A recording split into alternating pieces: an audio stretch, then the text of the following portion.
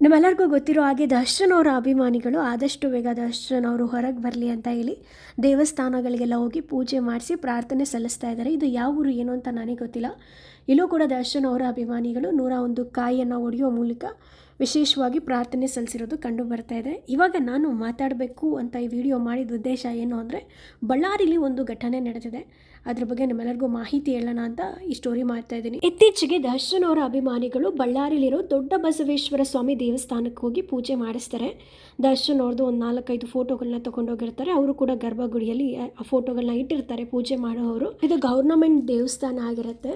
ಹಾಗಾಗಿ ಏನು ರೀಸನ್ ಕೊಟ್ಟಿದ್ದಾರೆ ಅವರು ಅಂತಂದರೆ, ಸಂಪ್ರದಾಯಗಳಿಗೆ ಅನುಸಾರವಾಗಿ ಪೂಜಾ ಕಾರ್ಯಗಳನ್ನು ನಿರ್ವಹಿಸದೆ, ದೇವಸ್ಥಾನದ ಗರ್ಭಾಲಯದಲ್ಲಿ ಕಚೇರಿಗೆ ಮಾಹಿತಿ ನೀಡದೆ ಚಿತ್ರನಟರಾದ ದರ್ಶನ್ ರವರ ಫೋಟೋ ಇಟ್ಟು ಪೂಜೆ ಮಾಡಿರುವುದು ಸಾಮಾಜಿಕ ಜಾಲತಾಣದಲ್ಲಿ ದೃಶ್ಯಗಳು ಕಂಡುಬಂದಿರುತ್ತದೆ. ಆದ್ದರಿಂದ ಶ್ರೀ ದೊಡ್ಡ ಬಸವೇಶ್ವರ ಸ್ವಾಮಿಯ ಭಕ್ತಾದಿಗಳಿಗೆ ಬಾಧೆ ಉಂಟಾಗಿರುತ್ತದೆ. ಇದರಿಂದ ತಮ್ಮ ಕರ್ತವ್ಯದಲ್ಲಿ ಲೋಪ ಮತ್ತು ಬೇಜವಾಬ್ದಾರಿತನ ಕಂಡುಬಂದಿರುತ್ತದೆ. ಆದುದರಿಂದ ಪೂಜೆ ಮಾಡಿದಂತಹ ಅರ್ಚಕರ ವಿರುದ್ಧ ಕರ್ತವ್ಯ ಲೋಪ ಮತ್ತು ಬೇಜವಾಬ್ದಾರಿತನದ ಆರೋಪದ ಮೇರೆಗೆ ಕರ್ನಾಟಕ ಹಿಂದೂ ಧಾರ್ಮಿಕ ಸಂಸ್ಥೆ ಮತ್ತು ಧರ್ಮದಾಯ ದತ್ತಿಗಳ ಅಧಿನಿಯಮ 1997ರ ಅಡಿಯಲ್ಲಿ ವಿಚಾರಣೆಯನ್ನು ಕಾಯ್ದಿರಿಸಿ ತಕ್ಷಣದಿಂದ ಜಾರಿಗೆ ಬರುವಂತೆ ಅರ್ಚಕರ ಸ್ಥಾನದಿಂದ ಅಮಾನತುಗೊಳಿಸಿ ಆದೇಶಿಸಿದೆ. ವಿಚಾರಣೆ ಅಂತಿಮವಾಗುವವರೆಗೂ ಕಾರ್ಯನಿರ್ವಾಹಕ ಅಧಿಕಾರಿಗಳ ಅನುಮತಿ ಇಲ್ಲದೆ ದೇವಸ್ಥಾನದ ಒಳಗಡೆ ಪ್ರವೇಶವನ್ನು ಮತ್ತು ಕೇಂದ್ರ ಸ್ಥಾನದ ಬಿಡತಕ್ಕದ್ದೆಲ್ಲ ಎಂದು ಸೂಚಿಸಲಾಗಿದೆ.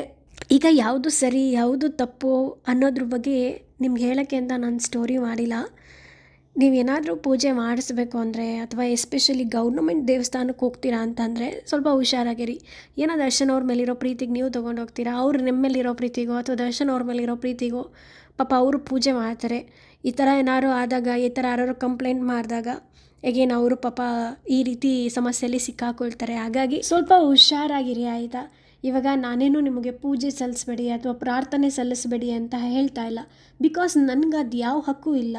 ನಿಮ್ಮ ಜೀವನ, ನಿಮ್ಮ ಭಾವನೆಗಳು, ನಿಮ್ಗೆ ಇಷ್ಟ ಬಂದವ್ರನ್ನ ಪ್ರೀತಿಸೋದು ಅಥವಾ ಪೂಜಿಸೋ ಹಕ್ಕು ಇರುತ್ತೆ. ಆದರೆ ಹಾಗಂತ ಗೌರ್ನಮೆಂಟ್ ದೇವಸ್ಥಾನದಲ್ಲಿ ಇಷ್ಟ ಬಂದಂಗೆ ಏನೋ ನಾವು ಮಾಡ್ತೀವಿ ಅಂತ ಅಂದರೆ, ಅವರೊಂದು ರೂಲ್ಸ್ ಆ್ಯಂಡ್ ರೆಗ್ಯುಲೇಷನ್ ಇರುತ್ತೆ, ಅದ್ರ ಮೇಲೆ ಏನೋ ಒಂದು ಆ್ಯಕ್ಷನ್ಗಳು ತೊಗೊತಾ ಇರ್ತಾರೆ.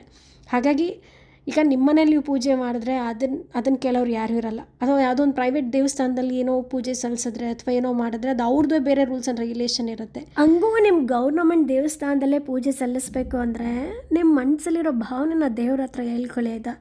ಅದನ್ನು ಯಾರಿಗೂ ಕೇಳಿಸೋದು ಇಲ್ಲ, ಅಥವಾ ಯಾರೂ ನಿಮಗೆ ತೊಂದರೆ ಮಾಡೋಕ್ಕೂ ಬರೋಲ್ಲ, ಅಥವಾ ಅದರಿಂದ ಯಾವ ತೊಂದರೆನೂ ಆಗಲ್ಲ. ಆದರೆ ಈ ರೀತಿ ಫೋಟೋ ತೊಗೊಂಡೋದಾಗ ಒಂದಷ್ಟು ಜನ ಅಬ್ಜೆಕ್ಷನ್ ಮಾಡಿದಾಗ, ಕ್ವೆಶ್ಚನ್ ಮಾಡಿದಾಗ ಎಲ್ಲರಿಗೂ ತೊಂದರೆ ಆಗುತ್ತೆ. ಹಾಗಾಗಿ ಇದ್ರ ಬಗ್ಗೆ ಸ್ವಲ್ಪ ಎಚ್ಚರಿಕೆ ಇರಲಿ. ಎನಿವೇ, ಇದಾಯಿತು ಈ ಕ್ಷಣದ ಅಪ್ಡೇಟ್ಸ್. ಈ ಕುರಿತು ನಿಮ್ಮ ಅನಿಸಿಕೆ ಅಭಿಪ್ರಾಯಗಳು ತಪ್ಪದೆ ಕಮೆಂಟ್ ಬಾಕ್ಸಲ್ಲಿ ಕಮೆಂಟ್ ಮಾಡಿ ತಿಳಿಸಿ. ವಿಡಿಯೋ ಇಷ್ಟ ಆದರೆ ಲೈಕ್ ಮಾಡಿ, ಮ್ಯಾಕ್ಸಿಮಮ್ ಶೇರ್ ಮಾಡಿ. ಧನ್ಯವಾದಗಳು.